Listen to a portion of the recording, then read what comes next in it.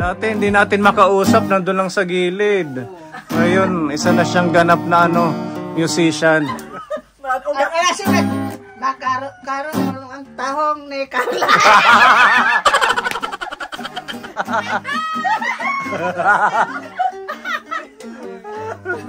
Tostinga Caprito. Tostinga Preto. Marasugat ka tayo doon. Asya nga rin.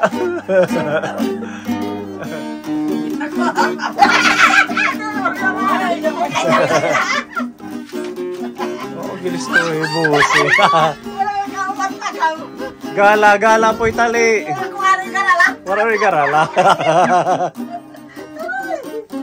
Galahigat kami. Kumari, piso-piso. Nagagala na. Hindi mo takparo kasi regala na nila.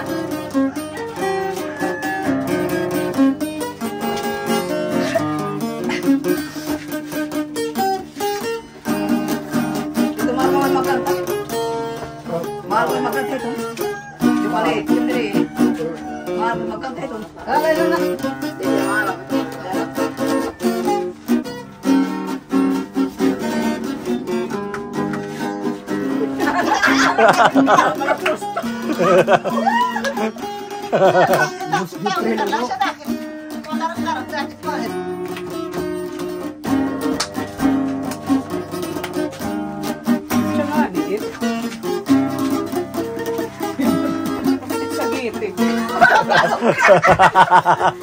Nasa gitik hibusing. Kilis to hibusing.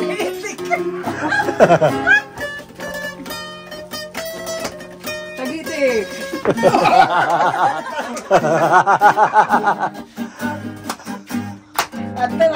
Ayan, thank you tatay. Ayan, salamat po sa inyo dahil napasaya natin, I'm sure, yung mga viewers na makakapanood po nito. At saka si Tatay Floro, nailabas natin yung nailabas po natin yung talento ni Tatay Floro sa kanyang pagigitara. Kung daman man sukat may akong buhit na asista naman. Pag may mga banda-banda. Banda-banda yan na asista. Pag kumawak na organ. Marunong siya. Organ pwede hiya. Marunong siya sa organ? Maaram kahit organ. Maaram mag-organ. Nga naaraw kayo ng organ. Mahal atang organ, ano?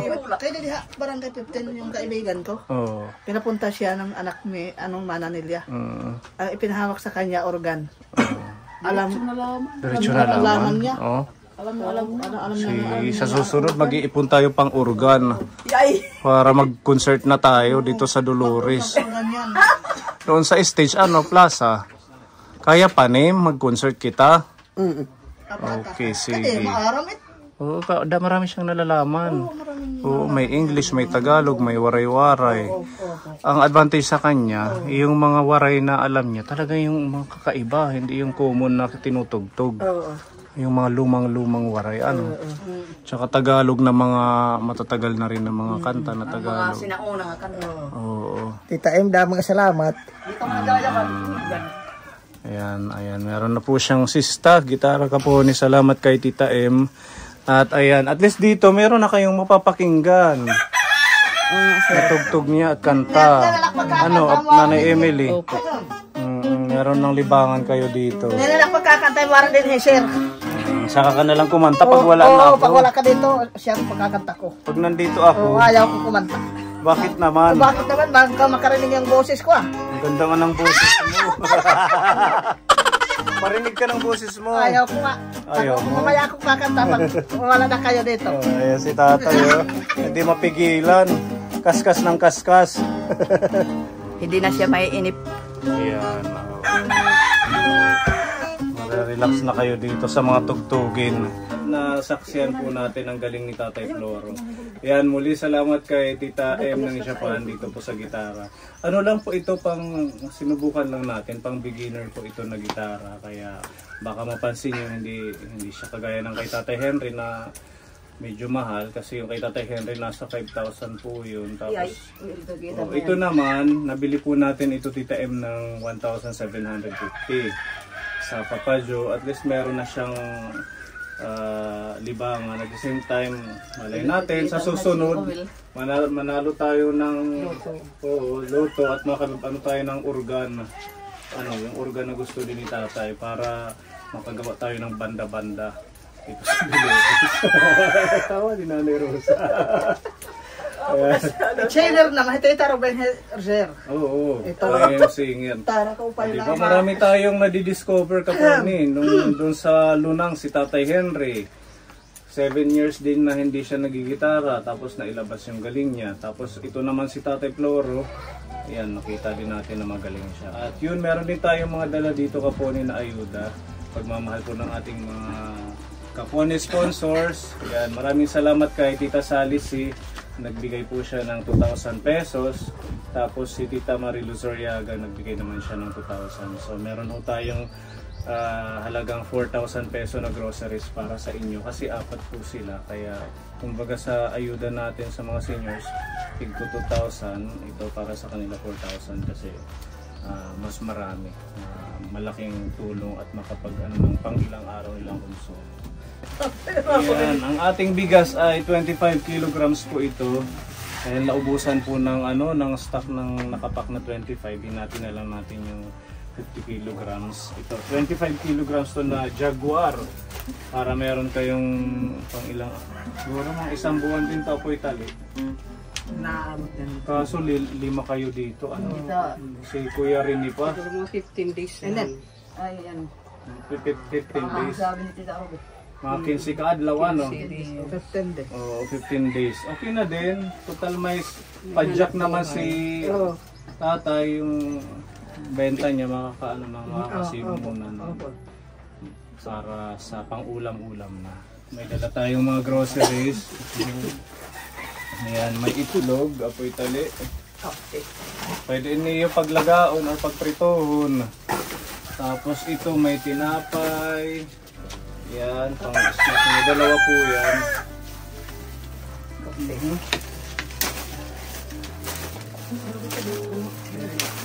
Tatay, snack ka muna. Tutuloy ka talaga. Ayan, may mga biskuit. Tapos biskuit. Di ba mahilig ka sa kape? Kaya nga sabi ko sa'yo, pag pupunta kayo dito, maalalaman nyo yung kape. Oo, ito isang pack na kape. Para sa'yo. At saka Kahit meron, tulad yung basta mayroong kape. basta may kape. Kasi inuulam nila kapone yung kape. Okay, meron po tayong gatas kapone, 2 pack po ito para din sa kanila. May mga pangsahog sa gulay at saka sardinas. Ayan. Sutanghon, udong. Meron tayong miswa. May Milo. May Energin. Tsaka biskuit. Ayan. May biskuit pa dito. Tiger na biskuit. Dagdag sa kanilang pagkain. May kape tayong kopi ko. Ayan, Masaya na ako pag nakakita ko sa kape. Kape ha. Mahilig sa kape sila.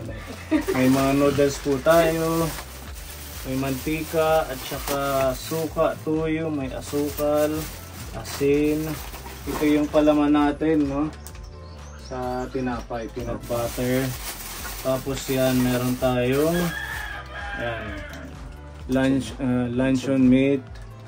Tapos ito mga century, sardinas. Tapos meron tayong corned beef at saka beef loaf.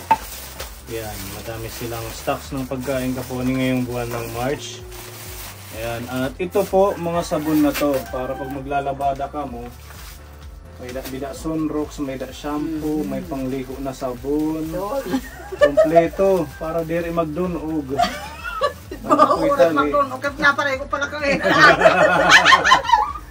Para presko laging maliligo kay mainit ang panahon. Ano? Nakarohanak balik ko pagpapaliligo. So ayan po ang ating mga ayuda ko po ni pagmamahal po ni Tita Sally C, 2,000 pesos at kay Tita Marilu Zoriaga 2,000 pesos para sa kanila. At meron pang pahabol na blessing dito si Tita Thelma Iscoto, nagbigay naman siya ng 1,000 pesos para sa inyo. Kasi may bigas na, may groceries, idagdag nyo na lang po ito sa pambili ng paksiwon na isda or pang sabaw na isda. Si Nanay tali naman yung namimili sa palengke. Ayan, di ba? Siya ang mamimili kaya mayroong pedicab ng asawa niya, padjak. Mayroong padjak ng asawa niya. Kumusta na pala yung padjak? Okay naman. Okay na sir. Nagagamit ni tatay. At least nakaka-save na kayo. Opo. Pambili ng bigas at ulam. At saka yung pasayeros hindi yan marami. Minsan Marami yung pasayeros, minsan. Oo, ganun talaga. Parang tindahan yan. Hindi laging may bumibili. Ang gawin ng mga tao, lakad ng lakad. Oh, kasi Hindi yan, exercise na din Opo. Okay na din yun. At least meron na din ang kabuhayan. Salamat kay Tita Lucia Ancheta doon sa padjak. Yan. Ano yung message at mga sponsor? Nagpapasalamat ako sa mga sponsor. Hindi ko na lang sasabihin kasi hindi ko alam yung lahat ng mga pangalan. Lahat na lang na tumutulong. Lahat na lang sasabihin. Salamat sa kanila, yung mga sponsor na nagbigay sa amin ng ayuda. Kahit kailan hindi nila kakalimot sa amin. Binibigyan kami ng ayuda kahit ganoon. Ay salamat. Salamat. Nabulig, ano? Malaking tulong na yan sa amin yung ganoon. Sa po Italy, ano yung message at mga sponsor? Salamat na lang sa mga sponsor na mayroon na pinatulong sa amin. Yung marami na malaki na rin na tulong nila para sa amin, yung mga sponsor. Lahat ko na lang sasabihin, hindi ko ngayon ang isa-isahin kayo. Hindi ko yan alam ang mga pangalan nila. Lahat ng sponsors, maraming salamat. Maraming salamat sa kanila. Yan, si Nanay Rosa, ang mensahe. Salamat sa mga sponsor, yung nagbigay sila sa amin ng ayuda. Kahit hindi ko naman alam yung mga pangalan nila, lahat ko na lang sasabihin, hindi ko na lang masasabi, lahat ko na lang sasabihin, maraming salamat na lang sa kanila. Kapati kay Sir Pony. Oo, kahit napakalayo nyo, di ba? Pinupuntahan namin kayo para malayo, Sir Pony, at nagpupunta sa amin. Dolores Borongan. Kahit malayo sila, pumupunta sila sa amin para makatulong lang sa amin sila, Sir Pony. Salamat sa kanila. Wala pong ano man, di ba? Masayahin pa din kahit wara-sura. Kahit kanin lang at saka walang ulam. Happy pa din ang ating mga nililingap na to. Masayahin sila at saka maraming natutuwa sa bawat pagbisita namin dito, yung nakakapanood. Ano daw yung dating nyo na kahit hindi marangya ang buhay ay masaya pa din kayo. Nagtatawanan, nagkukulitan kayong magkakapatid. Kaya yan yung tumatatak sa ating mga viewers. Kaya tuloy-tuloy lang Nanay Emily. Ang problema, sir, dinadaan na lang sa tawa. Nagutom siya kapunin sa kakagitara. Tinungkas. Kaya ayaw ko ng gitara, baka magutom rin. Marunong ka din mag-gitara? Hindi ay. Ikaw nanay. Yung iniiwasan ko baka magutom rin ako sa kagigitara. Ikaw marunong ka, hindi? Si Tatay Floro lang. Pero narinig ko si Nanay Rosa kanina, magaling kumanta. Maayos ang boses niya. Oo, baka pwede mo kaming kantahan ng isa. Yung mga alam mo lang.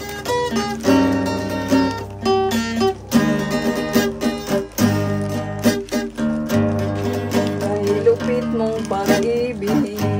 Wow! Puso kong ito ang sumpa sa akin nang ibigin ako